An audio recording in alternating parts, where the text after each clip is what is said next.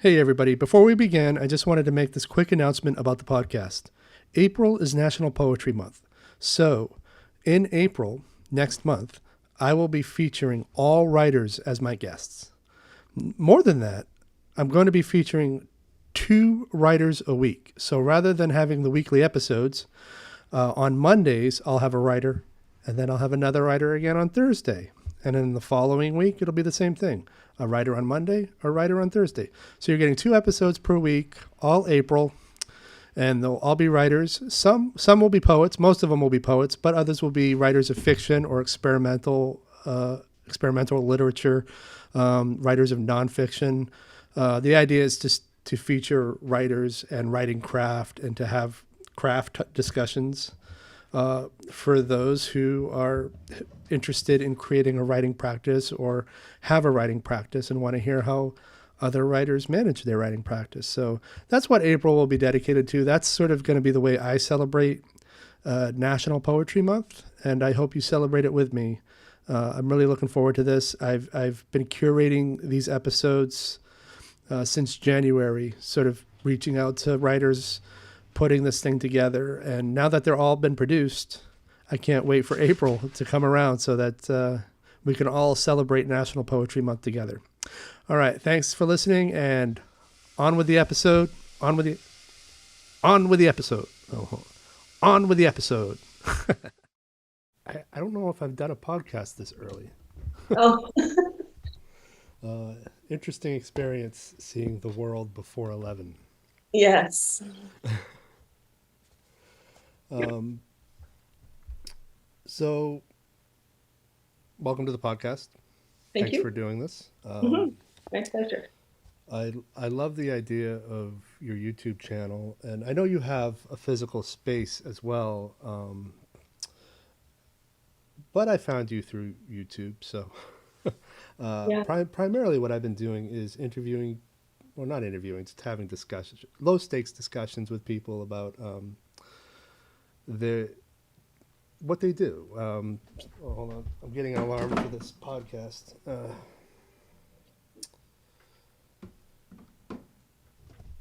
Whether they're a creator or an entrepreneur or both, I'm interested in people's stories and sort of why they started their endeavors. And Yeah. you piqued my interest mainly because there's a lot of yoga out there, but not a lot of them. Not a lot of them focus on inclusive yoga Right. or accessible. Yeah. And that was important to me, especially during the pandemic when getting out to walk could be stressful, especially in a city like New York where I am. hmm Just the simple act of going out can create so much anxiety during a pandemic. Right. And so yoga became the escape. And so, my girlfriend and I were trying a whole bunch of different channels. Some of them are based in your area and some of them aren't. And we dug yours quite a bit. And so I guess we could start with your story. I'm interested in your story. Yes. Well, how far back shall I rewind? I I started practicing yoga after college, like right after I graduated from college. I moved to California from Texas, and I found a yoga studio and went. I don't know why, like what called me to practice yoga, but I always felt that draw. And there was no yoga where I grew up, but there was yoga in California. So I went and checked it out. And my first experience, I think, really set the tone for, what's turned into my YouTube channel and my teaching and all of this, because I felt so uncomfortable, so intimidated. Even if I wanted to be there, I didn't feel quite comfortable being there. And the people who were in the class were so fit, so fit. And I was just, me, like my regular self. And these folks were so fit. And I'm kind of determined and a little bit stubborn. And I kept going back and I kept going back. And only later did I realize that The people who were in the class were the Stanford swimming team, and they were training for the Olympics. And so that's why they were so extremely fit and why, I didn't look like them. But that initial experience, kind of gave me some insight into the experience that everybody has when they go into a yoga class and they feel kind of intimidated and uncomfortable.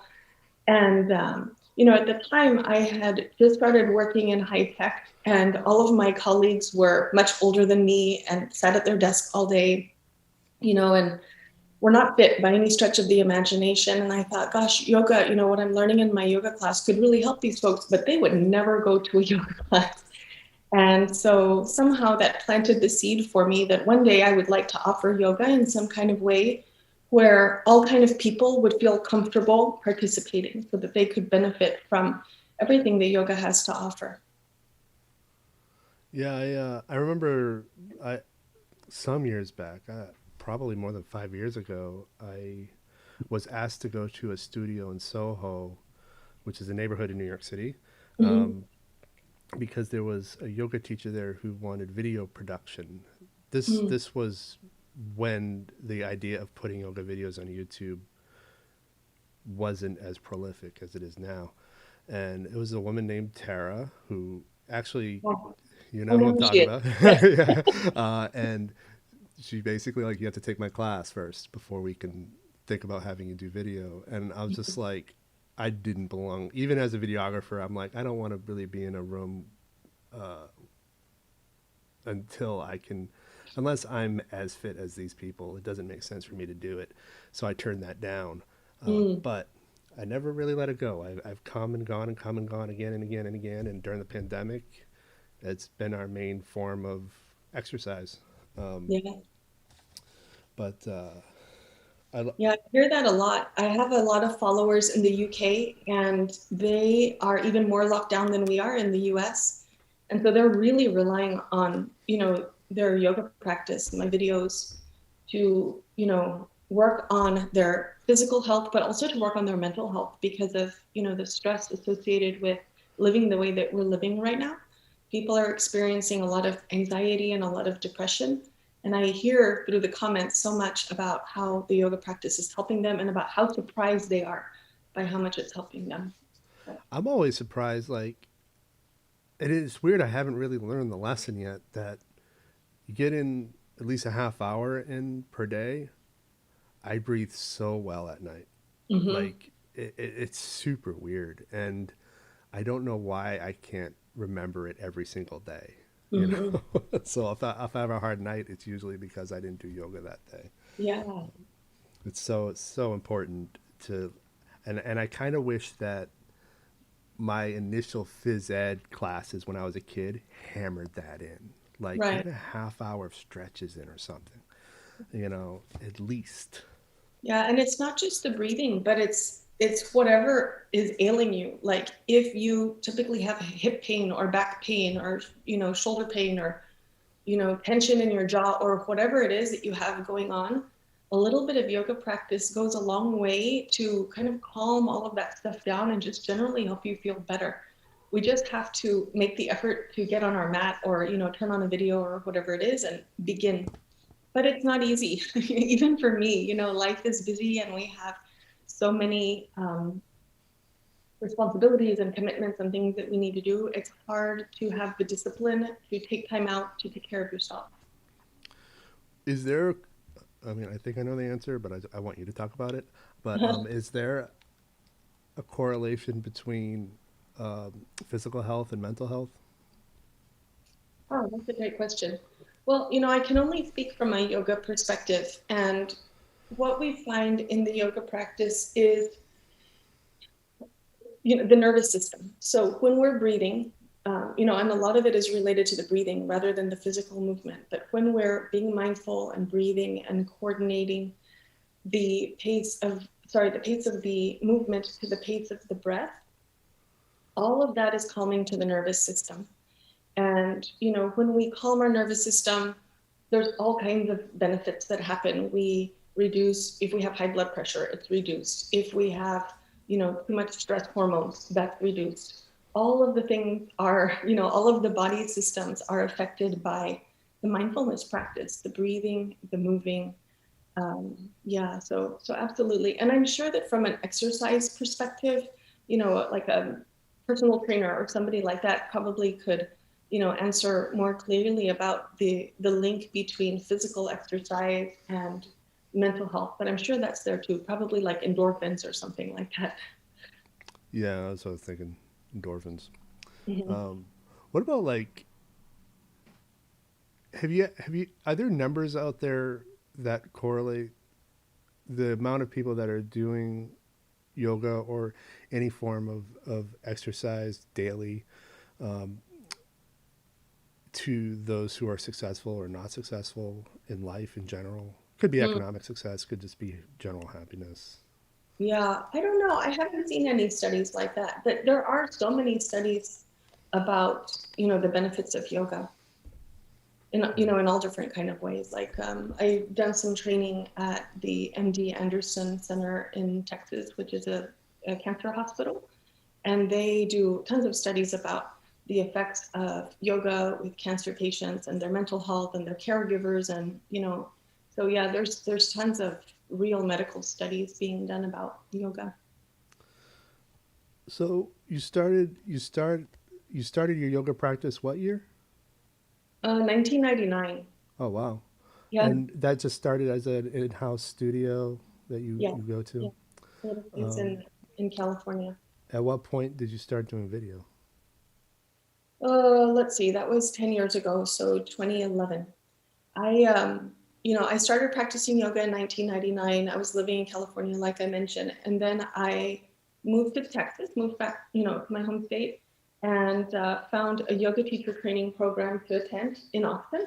I was still working in high tech at the time. I was working at Dell, and I, did teacher training and completed that. And during the course of my teacher training program, um, I traveled to India. My husband is from India, and so we went home to visit his family. And I asked my yoga teachers in Austin, where in India can I go to get some yoga instruction since I'm going to be there anyway? And they pointed me to this one place, the Krishnamacharya Yoga Mandiram, which is where I still study now. And it was really lucky. It was fortuitous that they sent me there because it shaped the whole rest of my teaching. Their focus is really yoga therapy and one-on-one instruction and customizing the practice to suit the individual. And so that was 2007, I think, or 2008 when I went to India. And then, came back home, obviously. And then eventually I opened my yoga studio in 2010. And then what happened? Then I left my job and started teaching full time. And I guess right after I opened my studio, like within the year, is when I started my YouTube channel. How'd it go initially?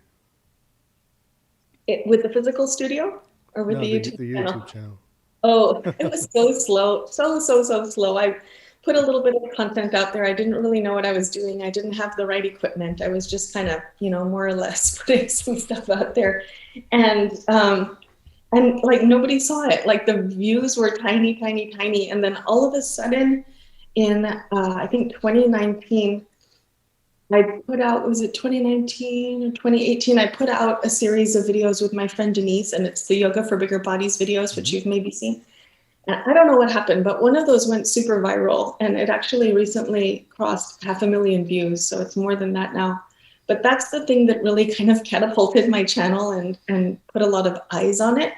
And so since then, I started putting content out more regularly. So I try to do a new video every week, doing some live streams and some challenges and different stuff. And so now, it's much more active. But it took a long time. I mean, it just sat there for a long, long time and nobody looked at it. Yeah, that's kind of the story I've been hearing on this thing. YouTubers, it's dead for a while, and then suddenly there's this one video, Yeah. and it's different. It's a different reason for everyone. I remember, like at one point, a YouTube channel I used to have was dead for years, and I was about to shut it down. I eventually did shut it down, but then one video went viral, and it was a behind-the-scenes 5-minute documentary about this off-Broadway show, and it turned out that, and this is why I had to shut the YouTube channel down. I got millions of views overnight. Hmm. Overnight. because there was a woman in that show that people have been trying to identify because she had appeared on a Conan sketch some years before. Oh. And she changed her name because she was getting stalked. Oh. And so I'm like, oh, I have to lose these views. So Yeah. I just like, For her I safety. deleted the whole thing. Yeah. Wow. Yeah, that was super weird.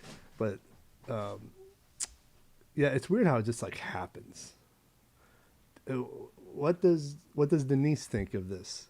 Think of all these views. She's kind of a rock star in this household. She is. Yeah, she is. Like, yeah, a lot of people ask about Denise, and she's really happy to participate in it because she's happy to, make yoga visually appear accessible to all kinds of bodies. So we're kind of aligned in that way that we want, all kind of people with all kind of bodies to be able to practice yoga. But I realized recently that it's kind of like that idea of a picture's worth 1,000 words. Even if it's me teaching all the videos, when she's there, when she's on the thumbnail, people immediately recognize this is something that I can do. Yeah, so actually she and I recorded 2 new videos this week on Monday, and those will be coming out in the next few days.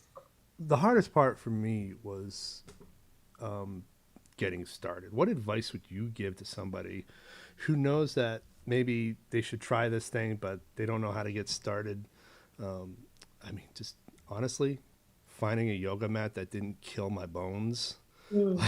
or push me through to the wooden floor underneath. Like, I didn't know how to do any of that. And there Yeah, was a lot of trial and error. And I'd love to take out that trial and error for some of these guys who might be yeah. listening.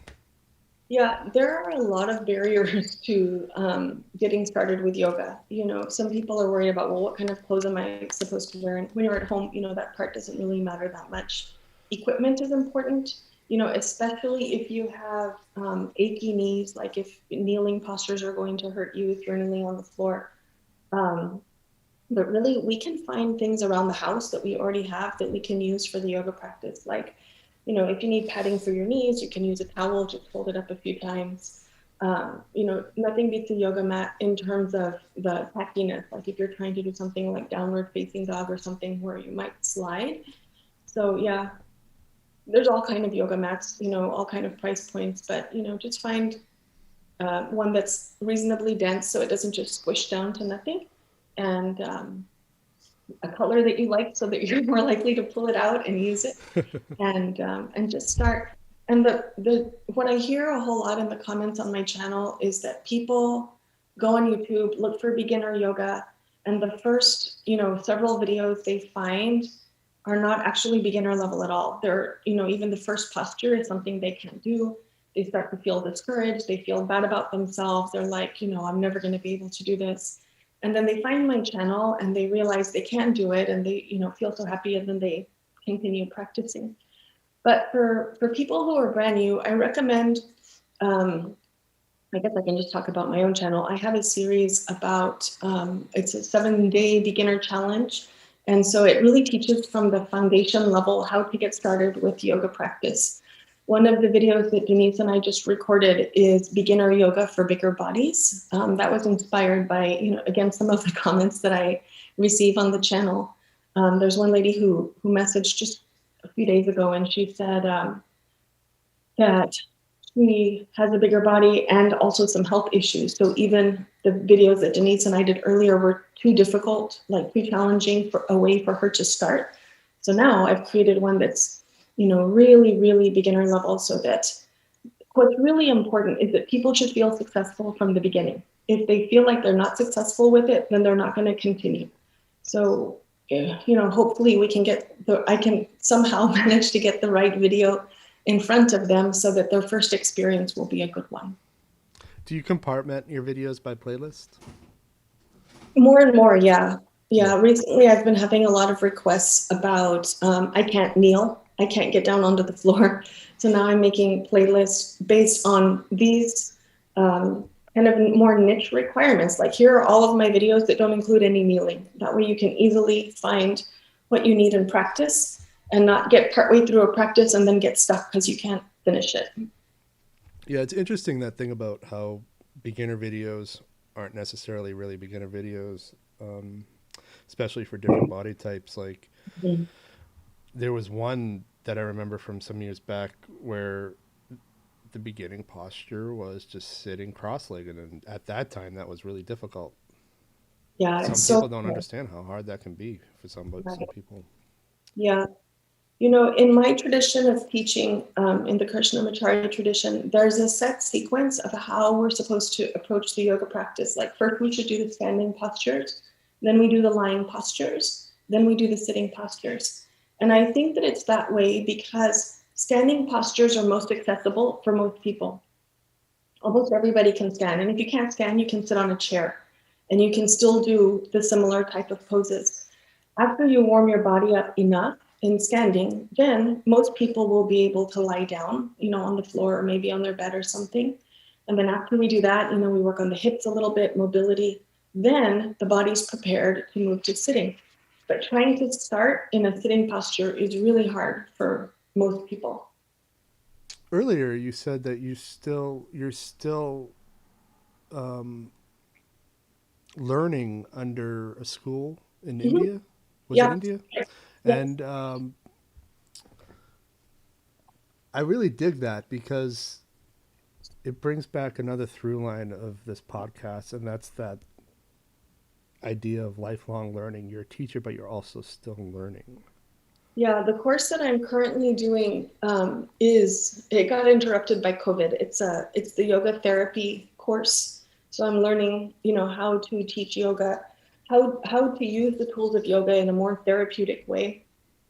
And the way these programs work, it's the international program so that people from all around the world can attend. And it's about 18 months long, but you go for one whole month. You go to India, stay there for a month of intensive training, and then you go home for about 7 or 8 months, and then you go back for the second module. And there's 3 modules total. So I completed the first module of the course, I don't know, before the pandemic. And then the day that I was set to fly to India for the second module, I at the very last minute, like literally that same day, I made the decision to cancel my trip because I could see that things were, you know, kind of escalating with COVID, and yeah, it was such a hard decision. But it ended up that they canceled that module a week in and sent everybody home. So in fact, it just restarted and now it's on Zoom. So the rest of this year, I'll be doing the second module via Zoom. And then hopefully for the third module, then we'll be able to travel again. So I can go wrap that up in India. Do you meditate? Yeah, meditation is such a tricky question because I think there's a lot of misperception about what meditation is. So for me, the way I practice meditation, you know, in a classical sense, in a traditional sense, is learning to focus your mind on one thing. And, you know, here in the West, people have an idea that meditation is clearing your mind or it's listening to music or a meditation podcast or something like this. But in my mind, meditation, the way I practice is by paying attention, focusing on my breathing. So trying to keep my attention 100% with my breathing. And if I identify that my mind is starting to wander off, then I need to bring my attention back to my breathing. So yeah, my meditation practice is a breathing practice. Nice. Yeah, that's a healthy way to think about it. I didn't know there were meditation podcasts, to be honest with you, and I should know that. Yeah, and apps and stuff, you know, I don't know what, they do visualizations and different kind of things. And you know, I guess there's a place for that because just like the physical yoga practice needs to be the correct one for the individual student, if there's a person whose mind is very busy and they can't manage to, you know, focus on just the one thing, they need something that's a little bit active, like a visualization or, you know, something to follow to help keep their mind somewhat focused. And then once they, you know, achieve that level, then they can go to something that's more subtle. Yeah, so this is kind of like yoga teacher talk that I'm telling you now. Ha- so during the pandemic, were you doing in studio classes or you No, shut down? I closed my studio, I think it was around March 15th. And a lot of our clients have health issues and they're older. And so I felt that it just wasn't safe for us to stay open. Yeah. So on a Friday we closed, and I think on a Monday we began online classes, and we've been doing that since. And, we hadn't been using our physical space for, nearly a year. So in the fall, I actually let go of it. And so now we're kind of homeless. We're online only right now. Prior to the pandemic, did you Mhm. see an increase in traffic from your YouTube channel to the physical space? No, it all happened after the pandemic. Hmm. Yeah, after the pandemic. And then, um, yeah, traffic increased a lot, um, you know, right after the pandemic. And then also, New Year's every year is a time when we see more traffic because people, it's the new year and they make a resolution that they're going to start practicing yoga. That's the other time when we see kind of a lift. You're in Texas, right? Right. What city? Near Austin.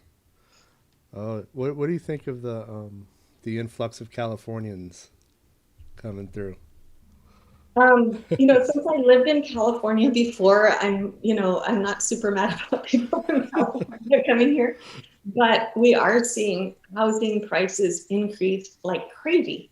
And so I'm glad that we've been here a while and we're already homeowners. So, that doesn't affect us in a negative way.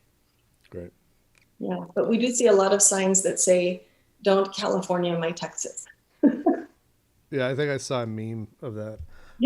Do you think that's going to affect your ability to get a space once it comes around to getting a new space? I don't know. I think that right now, like many businesses have closed. So at least in the short term, there's commercial space available.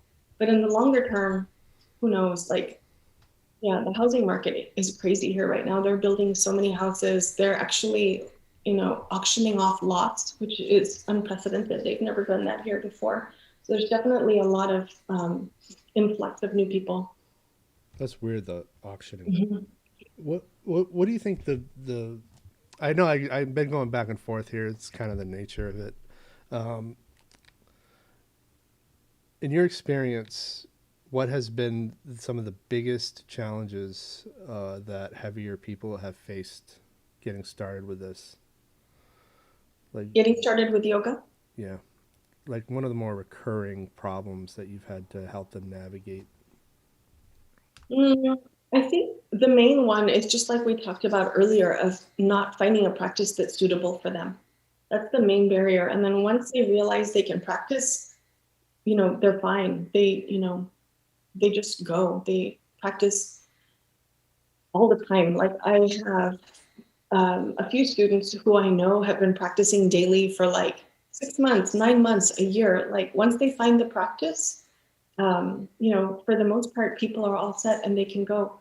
Occasionally, I also hear from people who have other barriers to their practice, like motivation, or they're busy, or they get bored with the practice, or things like that. And so those are more like a one-off, and I can just give them, individual advice about how to proceed, how to continue. They have the intention that they want to practice, but they're just facing some kind of barriers in life. Mm, Yeah. yeah. I don't know if this is a stupid question or if it's a very basic common thing, but I am curious about some of the language I hear across pretty much all of yoga. Like, I'm going to just give you a couple of words here. Okay. Um, a lot of practitioners use these words, some of these words like hatha, Yes. is that, or vinyasa? Is that, Yes. am I pronouncing that right? Yes. Very There's close. a, I mean, I'm not going to go down the whole list, but what do these mean? What are their origins? Yeah. As a creative writing student or former student, I'm interested in language. Right. Me too. I love learning the Sanskrit language, and that's kind of a whole other aspect of what we learn as yoga teachers. That like in India, we learn a lot of chanting, and that's a great way to learn the Sanskrit language. But hatha generally means, it's the main kind of umbrella term for all of the physical type of yoga practices. There are other type of yoga practices like Raja Yoga, which is more meditation based. There's Karma Yoga. There's different styles of yoga, but Hatha is the physical yoga practice, what all the yoga practitioners on YouTube are teaching. Hatha means sun and moon, so it's kind of like a balanced kind of meaning, a balanced term. Vinyasa is another term that, like we were talking about meditation earlier. Vinyasa is another term that's kind of misunderstood and misused a lot. Commonly in the Western culture, vinyasa is used to talk about a series of postures that's kind of like the sun salutation series. And so in some classes, you'll frequently hear the teacher say, okay, take a vinyasa, and they expect you to know what the sequence is and you're supposed to do it. That's one way it's used. Vinyasa is also used in the West to mean flow. So it's a flowing style of yoga practice where one posture leads into the next one. But if we just translate vinyasa, what it means is a special sequence of postures. So special means, I'm going to geek out on you a little bit here, but special means not a posture that you do in your normal life. It has to be done in a very specific and particular way. And then the next posture also has to be done in a special and particular way. And the sequence of one posture to the next also has to be a special sequence, not just any common sequence that you do all the time, but something unique and special. So that's what vinyasa is. You might also see hatha and vinyasa used as class names. Like if you go to a yoga studio website, there'll be a hatha class and a vinyasa class. And so in that context, hatha typically means static postures and vinyasa means flowing postures. A long time ago, we used to call our classes at my studio that way. We had hatha classes and vinyasa classes. But then I learned more and I realized that a lot of people have no idea what these things mean. So now we call our classes gentle and moderate and strong. And they're just, it's very intuitive and based on the level of physical intensity. Yeah, I think that language thing, now that we've unpacked it a little bit, could itself be a barrier because it can be very intimidating to have this inside lingo, not know and be like, well, I don't know what that means. Right. I'm not doing that. I know for a fact I'm weak enough to actually do something like that.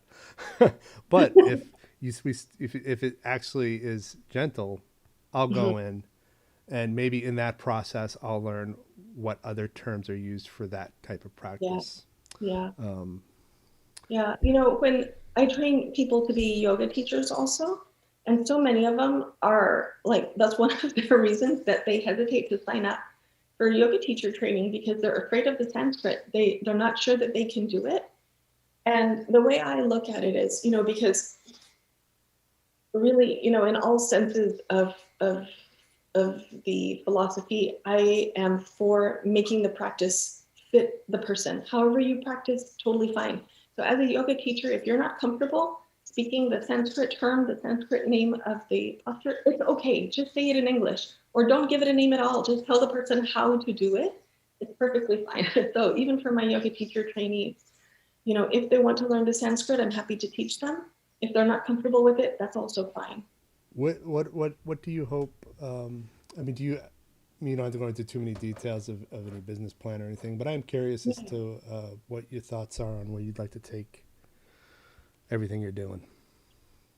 Oh, it's a good question. I've been thinking about that a lot lately. I don't know. I'm trying to figure out if it's possible to reopen my studio. Now after a year of being online, I realized that there's a lot of overhead associated with having a physical space. The rent, the electricity, the internet, all of these expenses are associated with a physical space. And I need to make sure that if we're reopening, that it makes sense. So there's that one thing that I'm trying to figure out. And then as far as the YouTube channel, I was talking with my staff about this the other day. My main goal is to help people, and if that means in a physical space or online or, through YouTube or, any kind of private instruction, all kind of stuff that I do, I'm happy doing any of it, all of it, some of it, whatever works, I'm happy to do. Another thing that I've done in the last few months is I started a Patreon. What do you call that? Started a Patreon. That's not a Yeah, channel. no, that's the right language. Yeah, We'll link and to it. yeah, that's how new it is to me. I'm not even sure what to call it. um, so that's another way that I'm working with people now, and that's working. Like, it's working. There's a number of people signed up. I put together a monthly practice calendar so that they can just click on it and have their practice ready for the day. And I provide some extra support there, like a live stream just for that community, some advanced videos based on their requests and what they're ready for. And that's been another really interesting thing that happened since the pandemic. I never would have thought to do that before. Um, but yeah, so I don't know. At this point, I'm just kind of waiting and seeing how things play out to figure out where I'm going next. But I definitely expect to continue working on my YouTube channel because I don't know, I don't know what the right term is. It like lights me up or something. Reading all the comments about how people all around the world in all different countries are benefiting from the practices that I'm putting out there, that by itself is very fulfilling. And then I'll definitely continue doing Patreon as well because I'm able to reach people that way. And I don't know, we'll see. Yeah, and I'll make sure to put a link to your Patreon in the description because I think it is a valuable mission, Mhm. and an important niche. Thank you. Some of the YouTubers based in New York and from what I understand out west as well, as soon as they've started generating revenue from YouTube, they'll often have a physical space and let that double as their studio. So it's kind of financed both by sort of whatever their thing is, an in-person business as well as their YouTube Yeah, business. yeah, So yeah. And it would really be nice to have a space to host, like to work with people in person, um, and to host my teacher training and to host, retreats and things like that. I just have to figure out the right way to do it. yeah, I think that once the pandemic still probably has another year before it fully winds down, Yeah, after which we'll all know what the economic situation looks like and whatnot. But I think it would be very cool to have a at some point when it's safe a physical place to go to. If you're a fan of a specific yoga teacher on YouTube, to be able to go take their class in person. That'd be so cool. yeah. Yeah, there's something about having the YouTube channel, and then, I occasionally invite people to like meet with me, because they have a question and I want to answer it in a more detailed way or whatever. And so we do a Zoom call together, and they get so excited to meet me, and I find it so strange because, I'm just a person, and I think there's something about seeing a person on a screen that kind of, I don't know what sets them apart or creates space. I don't know. It's very strange, but I really love to meet people one on one and get to talk to them a little bit more. Well, they're living with you in a way Hmm. every day by consuming this content, and they're not used to actually meeting the person on the other side of the screen. Where with the Yeah. podcast and the podcasts I've worked on behind the scenes in the past, you eventually get used to it. But sometimes, like not like a week ago, I had a guest on who, I mean, he's not going to go live till June, but um, I'd been consuming his videos for a couple of years, and then I finally had him on, and I'm like, I recognize that voice. This is so weird having a face to that voice because he just narrates his videos, Oh, yeah. and it was really mind blowing to me. Yeah. And usually I don't get weirded out by famous people or people that, I mean, I don't think he's famous yet, but he will be. Hmm. I don't know. It's a weird experience to finally encounter somebody that you've been watching and digesting for like a long time. Right. Yeah. I have one student in Michigan, and she comes to my Zoom classes every week. And one week, a few weeks ago, she didn't show up. And I was thinking, where is she? And so I messaged her later and I said, hey, is everything okay? I missed you this week. And she was like, you missed me? She was like, oh, I see you every day, but you don't see me every day. So she feels like she's seeing me all the time because she's seeing me on my videos. But yeah, I'm the one who noticed that she was missing when she wasn't there live with me. That's awesome. Yeah. Um, I think it would be more meaningful for people to kind of bring on people that I consume for health Mhm. and wellness, and you were the Yeah. first person I thought of. Well, let me know if So you would like a some kind of short instructional video. I can put one together for you. You can add it to your playlist. sweet, yeah, um, yeah, sure. um, I the other thing that, and this to show how important this was to me, um, I generally been producing these episodes and staggering them, and I've got them staggered through the end of May. Mm. And I kept this coming Monday open for you, so we can go Oh, up thank right you. away. Oh, thanks very much. I Yeah. appreciate that. Yeah, we have a big camper in, so we took it to the beach last week. And next week we're leaving again. We're going to be on the road for at least 6 weeks. Um, so I was happy to be able to do this with you when I was actually at home because it's just like a little bit calmer here in my house. Oh, I appreciate that. Yeah, yeah. And anytime somebody's willing to come on and talk to me, I really appreciate it. So it's not lost upon me that you took the time to do this. Yeah, I'm really happy to do this with you, especially because you've been practicing my videos. And if it's okay, I just wanted to ask you if you have any questions about your practice. Is everything going okay? Do you need any information? Uh, Put you on no, this. I actually kind of, they're so accessible, to be honest with you. And Mhm. because I went through a couple of years of videos with super uh, in shape people Mhm. that I managed to sort of navigate my way to being able to do yours pretty fairly comfortably. I Cool. have a good mat that's on top of a nice stable rug, Mhm. and that helped a lot. But Yeah, yeah, I brought you on because it's working. awesome. Yeah, and I Yeah, want it to work for other people. very good. Yeah, me too. I want it to work for everybody. Well, hopefully they'll find your channel soon. And Yeah, hopefully so. People are sharing it a lot now, so that helps. fantastic. And you're my Okay. last one. You're the last one I'm producing till July. Wow. Yeah, I'm done Everything's through. done. Everything's done. So all the episodes they're already scheduled to the end of May. And then in June and July, I'll have one for each month. Mm. And those are already done. And so because I have other creative projects I have to put my attention on. Yeah, that's what I was Yeah. about to ask. What are you going to work on in the meantime? Yeah, I have a film in the edit, a feature film. So Cool. that has to get finished before August I see. or I I'm in see. trouble. Yeah. All right. Yeah. I you do you don't do work like commercials and things like that, do you? Yeah.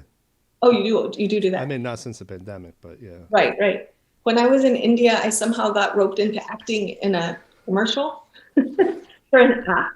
And it was the most fascinating experience to see, how they put their team together and the equipment used and how they delivered it and things like that. I have no experience at all in any kind of, acting stuff. But they knew that I had a YouTube channel and I knew how to talk to the camera. So it was pretty fascinating. Well, that's really what it is if somebody's comfortable enough to just talk on the camera like the camera's another person, that's like a Yeah. big deal. And Mhm. we'll take whoever we can get if that's the case. Yeah. I'll try to find it and send it to you. It's hilarious. Yeah, I want to see that. Yeah, I'll look for it. All right. Well, thank you very much for doing this with me. I really appreciate it. I appreciate you as well. I'll send you more info by email. Okay, sounds Thanks. great. Thank you. Bye. Okay, bye-bye. Hey everyone, thanks for visiting my YouTube channel. Don't forget to subscribe and hit that bell notification.